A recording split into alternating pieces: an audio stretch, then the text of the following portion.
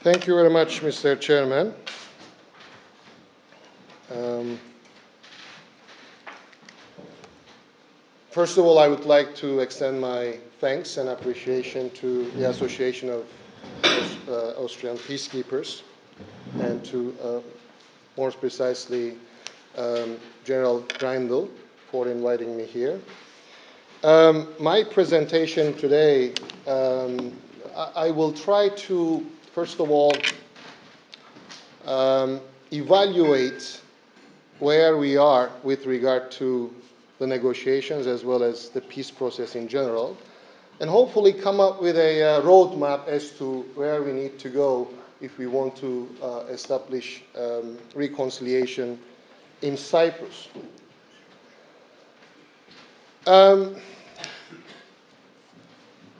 Our chairman today gave an excellent expose on the security situation in general.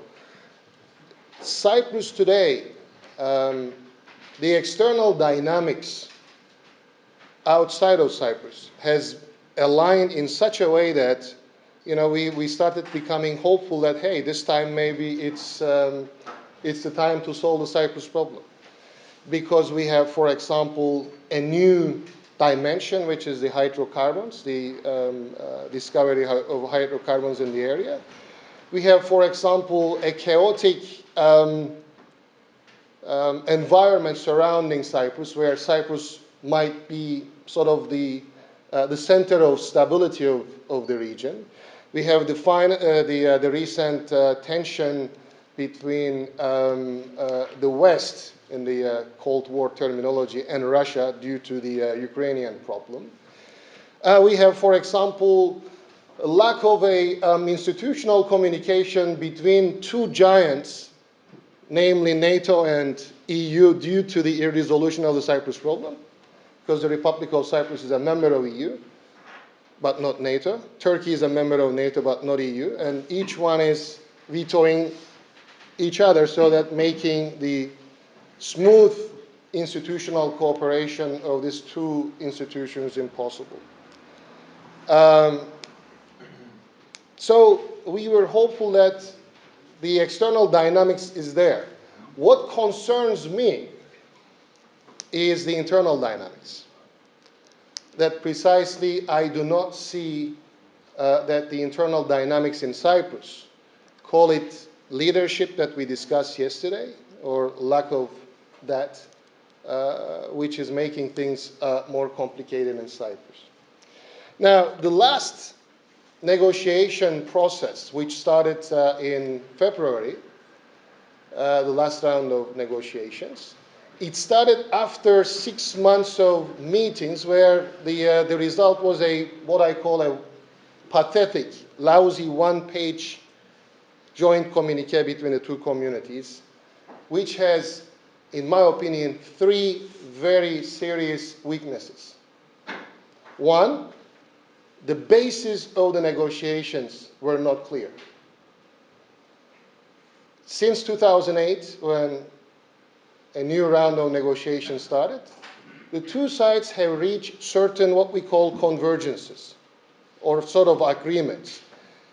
Whether those are on the table or not is not clear in this joint communique, which made it possible for the two sides to start by very maximalist policies, very maximalist positions, almost like from scratch, as if nothing happened in the last 46 years of negotiations. By the way, the intercommunal negotiations started the year I was born, in 1968 in Lebanon. And so far we're still working on them. The second weakness of this joint communique that started the negotiations is that the modality of the negotiations is not clear. And the third weakness is that there is no calendar, no time frame as to when the negotiations should end. So people like myself have been saying that this is wrong. This is not going to get you anywhere, that at some point these negotiations will hit on the wall. And precisely on the 7th or the 8th of this month, Mr. Anastasiadis suspended the negotiations, citing the fact that Turkey announced seismic explorations in the disputed parcels in the southern part of Cyprus. I think that Turkey indeed gave Mr. Anastasiadis a pretext to get out of the negotiations, but I believe that he was looking for a pretext because in his mind, he did not see that a solution together with the existing Turkish Cypriot leadership is possible. So he was in fact looking for a way to get out, and he already found. And believe me, because of the fact that there will be presidential elections in the northern part of Cyprus in April, the current Turkish Cypriot leader will be a candidate probably. His negotiator, in fact, announced that he's running for president, made the negotiations in a way irrelevant. So I'm not personally expecting anything from the negotiations, which are suspended already now, before the second half of 2015. And I'm saying this that I hope that I'm wrong, that something positive happens, but I don't envisage that.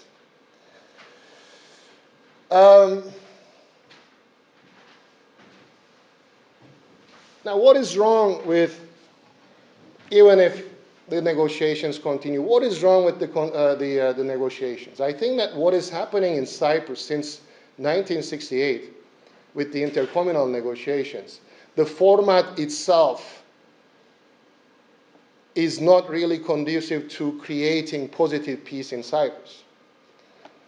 We are, unfortunately, focusing on a very small part, important part, but a very small part of the bigger peace process in Cyprus, namely the intercommunal negotiations, which have been going on under the UN auspices in the UN buffer zone, we call it UNPA, UN protected area, totally cut off from the rest of the society.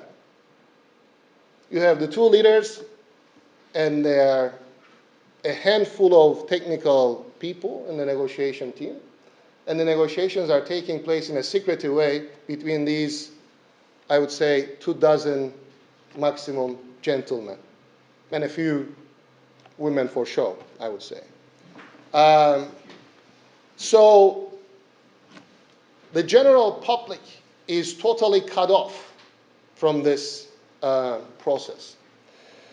In my opinion, instead of focusing only on the so-called intercommunal negotiations, we need to focus on the general overall peace process and design it accordingly and make it much more inclusive. By the way, when I say making it much more inclusive, I don't mean that you put all the NGOs and civil society organizations on the negotiation table. No. There will be a need for an agreement, a settlement, and it will be hammered out. It will be produced by the two leaders. I'm not doubting that. But what I'm saying is, in parallel to the intercommunal negotiations, but independent of what is happening in the intercommunal negotiations, there should be a parallel process, a parallel track where serious confidence-building measures should be implemented. Whether the negotiations are suspended or hit on the wall, it should be independent of that. We need to build trust between the two communities in Cyprus. And the last development, which is the suspension of the negotiations, in fact, is a good example that the negotiations can come to a standstill, can come to a stop for some time, but we shouldn't, in a way, refrain from increasing trust between the two communities. So, what I'm saying is, we need to build this inclusive dynamic, this inclusive element into the system where the two leaders should not be left alone. People who will be involved in confidence-building measures, and people will start cooperating with one another, where people, average people, Turkish Cypriots and Greek Cypriots, will see that cooperation is possible, but also desirable, which can then either encourage their leaders whenever they are not taking bold steps, or in some cases, put pressure on their leaders to take bolder action.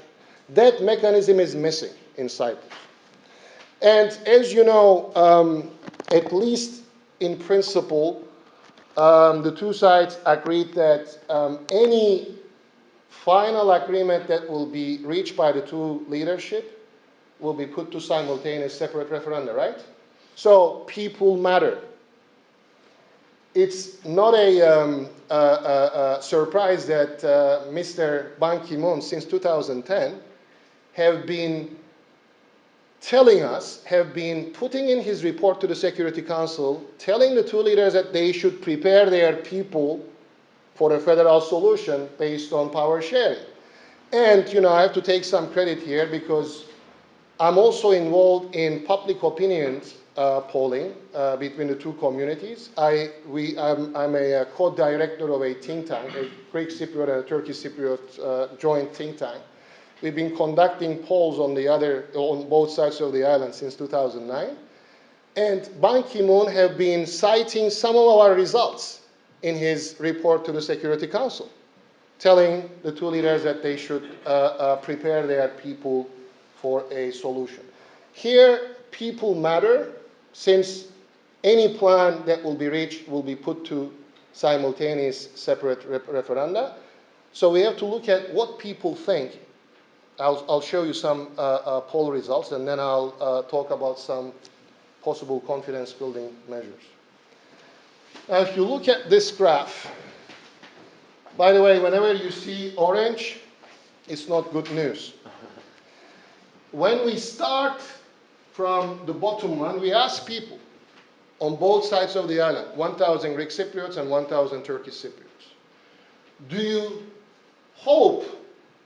you have hope that the Cyprus problem will be resolved with a comprehensive solution? 65% of Greek Cypriots and 69% Turkish Cypriots says no. I don't have any hope that it's going to be resolved. 25% of Greek Cypriots, 90% Turkish Cypriots says, I don't know, I don't have an idea. And as you say, about 10-12% of says that, yes, we do have hope.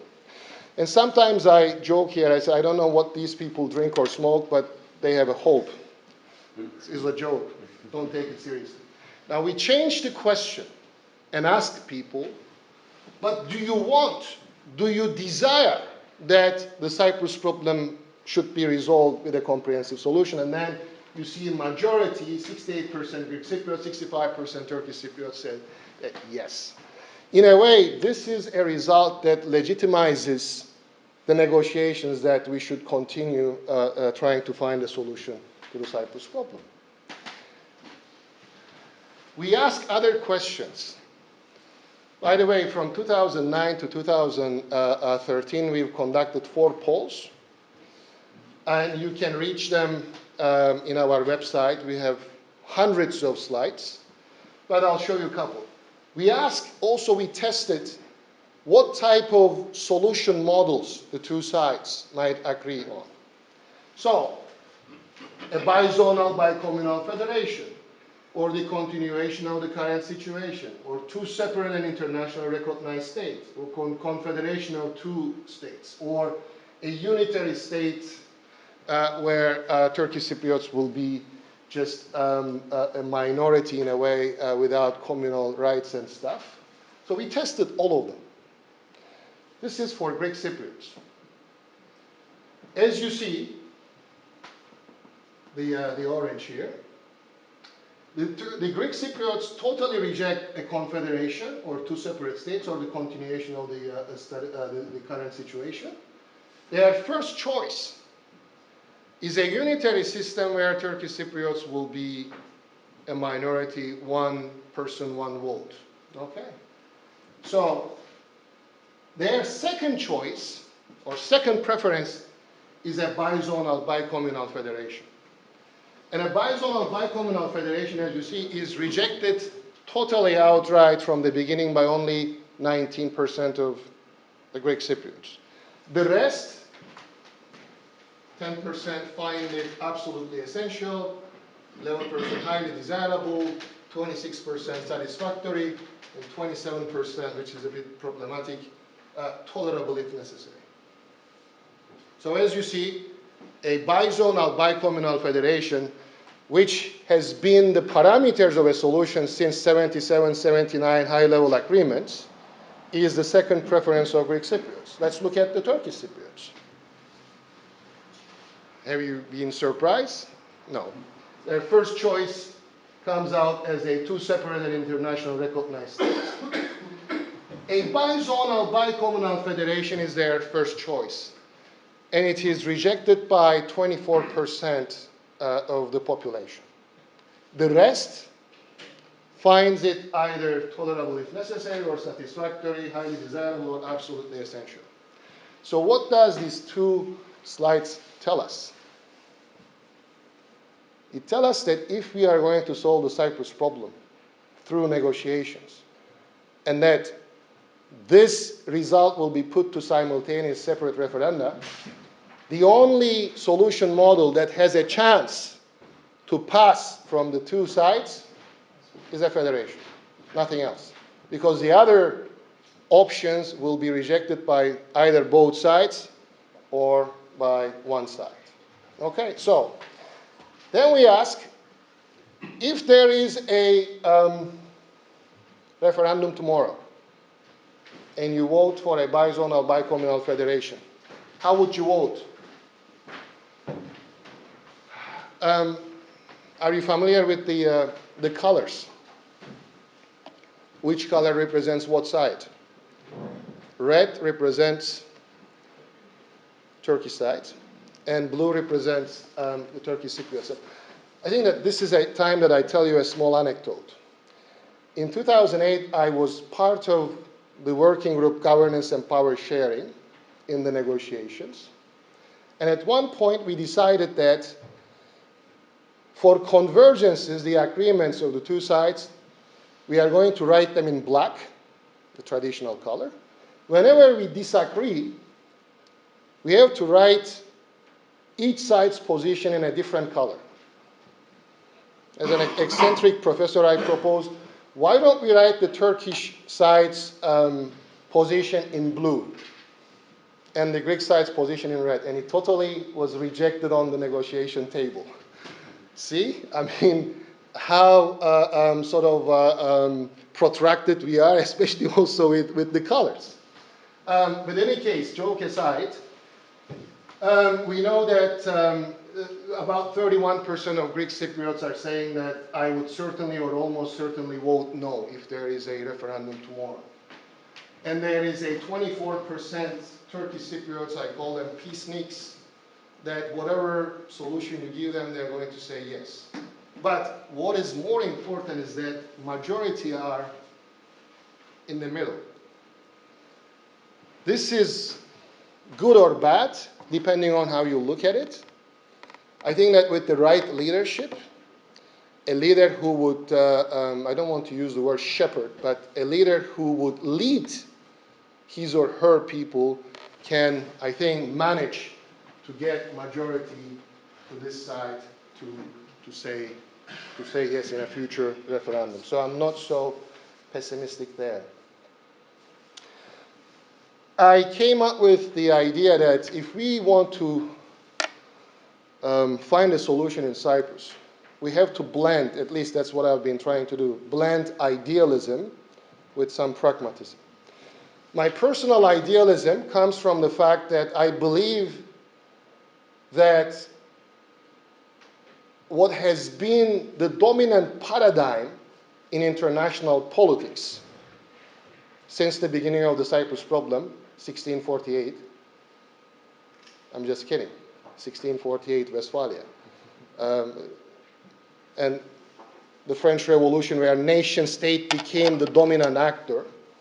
I think that part of the reason that we have Cyprus problem is that, this obsession to have your own nation state. But what do you do in places where you have multi-ethnic societies? For example, Cyprus. If you continue on imposing nation state on Cyprus, either you are going to get one nation state where you assimilate one community into the other, or you are going to end up having two nation states. But do we have an alternative? The alternative is a consociational model, a federation based on power sharing. And this is where my pragmatism comes from. It's a cool-headed evaluation that the polls and our other research tells us that the only compromise in Cyprus and practically achievable thing is a federation. So that we have to blend this idealism and pragmatism, I would say. When it comes to, as I said, if you want to make the Cyprus peace process a more inclusive one, you need definitely to implement a series of confidence-building measures that would touch the very lives of Greek and Turkish Cypriots and change it to the positive. Some guy in Paphos or some guy in Karpaz or in Limassol or Galatia, whatever, Trigomo, their very lives need to be positively influenced so that they could see that, hey, cooperation between the two communities is possible, but moreover, it is desirable so that they can be much more involved and they can put pressure or encourage their leadership. This is what is missing. We were discussing this last night on dinner, and people were saying, yeah, what is the motivation of the two sides for a solution? I said, look, if you wait and think that interest will be created naturally, it's not going to happen. It's not going to happen. What we need is what the Europeans have done back in the 50s after World War II, which was deliberately creating spaces for cooperation, starting with the coal and steel community, where cooperation was seen that it was possible and desirable, where you have that spilling over to other areas. And this is exactly what we need in Cyprus if we want to achieve a federation, because it's not going to come by itself. For that, I think that we need a series of confidence-building measures in parallel, but independent of the negotiations. And I usually say that the sky is the limit. And nothing has been done so far. I've been saying this also. Let me share with you another anecdote in my life. I was involved at a very early age, I would say, in 1994, exactly 20 years ago, when I was only 26 years old. I was part of the expert group on the confidence-building measures which were proposed by the UN at that time, 15 confidence-building measures. One was opening up of the fenced area of Varosha as a free zone, where people, goods, and services can enter and exit freely, which could have created thousands of jobs, new jobs. And the other one was the opening up of the Nicosia airport for the cargo and passenger traffic for the two sides. And the idea was that there would be two gates that people could fly in, and whichever gate they wanted to exit or enter, they would be free. And then 13 other confidence-building measures like cooperation of experts on water shortage, electricity, unmanning of certain, in certain places where you have close proximity in the buffer zone, what have you. And I saw at that time, 20 years ago, how these very valuable confidence-building measures were politicized by both sides. First by Mr. Kleridis, who said that this means upgrading of the pseudo-state, and then when he had pressure, he says, I'm ready to discuss. This time, Mr. Denktaş says, sorry, gentlemen, it is too late. So I saw how these beautiful confidence-building measures were flushed down the drain. And I cannot help but think that if those were implemented 20 years ago, we would have been talking about a different Cyprus. But still, I think that the fenced area of Varosha should be one of the confidence-building measures. Some sort of flights for Turkish Cypriots. It could be either Nicosia Airport, again, similar to 93 CBMs, or Ercan Timbu Airport. I don't know, Ercan and Larnaca could be, I don't know, Terminal 1 and Terminal B of Cyprus Airport. I don't know, I mean, the sky is the limit. Use your creativity. I'm not the diplomat. This is what I've been saying to the diplomats. A joint teachers group to revise the history textbooks. I have another proposal. Writing all the traffic signs in 3 languages, including the alphabet, Greek, Turkish, and English, throughout the island. For God's sakes, I can use my mobile anywhere I go in the world, but not 400 meters into the other side of the UN divide. This is stupid. What else? As I said, the sky is the limit. Turkey opening its ports to the vessels of ROC. Turkey is a goodwill gesture, maybe withdrawing a symbolic number of troops, 5,000, 10,000, I don't know. Opening of the Famagusta port to direct trade, and integrating developments in the closed area of Varosha, renovating it and integrating it with the university as well as the city.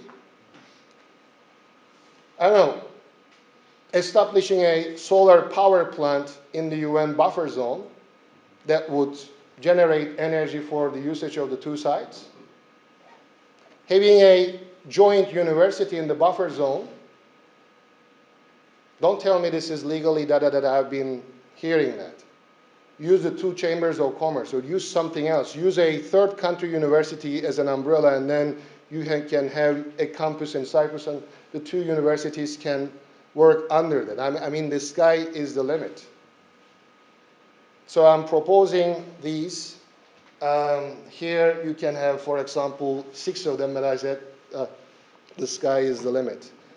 And I think that if this is the way to go, and if you make this process as a parallel track to the ongoing negotiations, but independent of that, whether the negotiations go anywhere or not, whether they are suspended due to elections or not, this continues.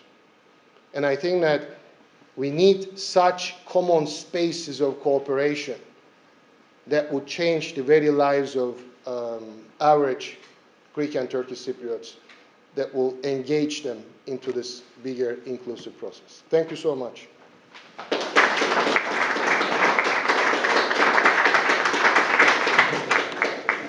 Thank you very much, Professor Sözen, for this very comprehensive overview over the have a campus in Cyprus, and the 2 universities can work under that. I mean, the sky is the limit. So I'm proposing these. Here you can have, for example, 6 of them, but I said the sky is the limit.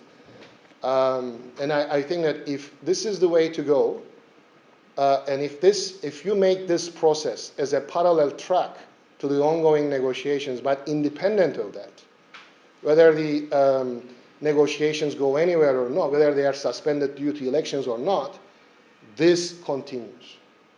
And I think that we need such common spaces of cooperation that would change the very lives of average Greek and Turkish Cypriots, that will engage them into this bigger inclusive process. Thank you so much.